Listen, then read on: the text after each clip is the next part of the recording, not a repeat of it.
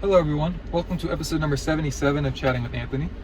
In today's episode, I'm going to ask the question, in this episode, I'm going to ask the question, why does the enemy attack us when we are down?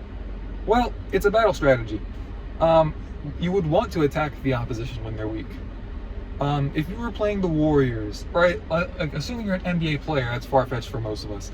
Assuming you're playing 2K, wouldn't recommend. But, okay, 2K16, that was pretty good. And you're gonna play against the Warriors. Would you want to play the Warriors with or without Stephen Curry? Play against them. Alright? On the other hand, if you were to play as the Warriors, would you rather play with or without him? I think we all know the answer to that. But the reality is if you have to play them, say 3 times, you'd want to play them all 3 times when they're at their weakest. To an extent, right? Like, you also want to be battle tested for when playoffs come around. I'm not trying to get into that whole thing.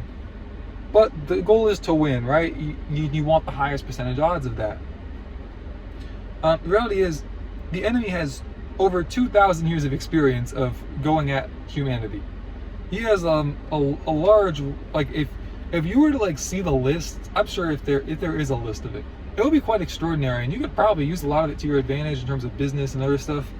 So, I guess I would say the devil's pretty smart, to his credit. I don't know if I should even be giving him credit, but he's not exactly stupid.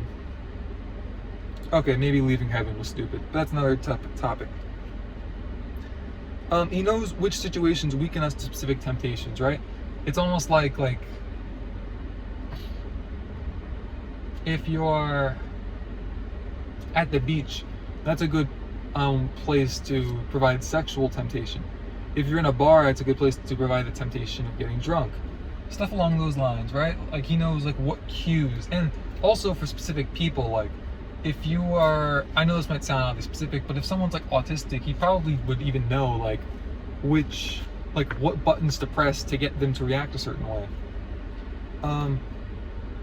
Because again, if you had 2,000 years to learn this stuff, you'd get pretty smart at it too. So you have to factor that in. And I also like to view it like he's coaching the demonic forces basically on how to work. They've been going at it for a long time too. I don't think they're just spawning out new ones. They're probably the same ones that were around when Jesus was around. But the reality is, in spite of that, God knows how to deliver us from every single temptation that we face.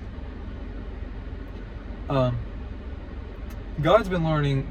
Well, God doesn't need to learn. He knew all this stuff as the devil was learning it.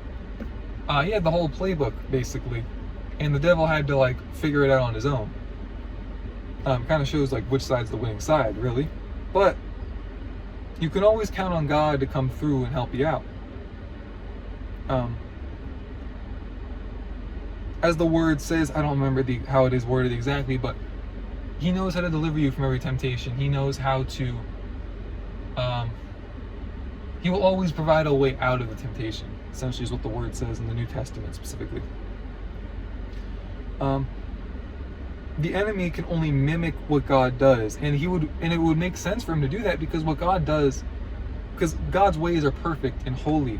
So it makes perfect sense to try to mimic God and what it is that he is trying to achieve, really.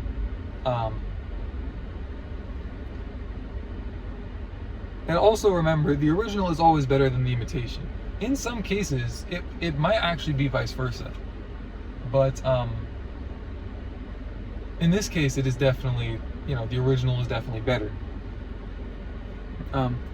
In every single situation.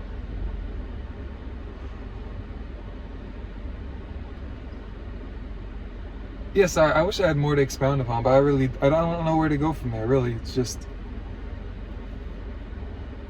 do you want the original Nikes from the Nike factory, or do you want the bootleg version that's a little bit cheaper?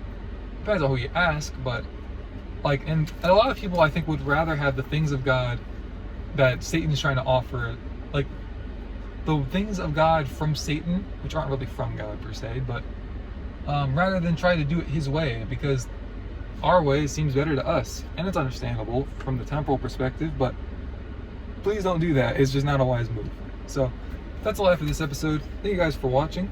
I hope you guys got a lot of value from this episode. Stay safe. God bless. I'll see you in the next one. I haven't been calling you guys bozos the last couple of episodes. Bozos times 3 or 4 for however many I missed.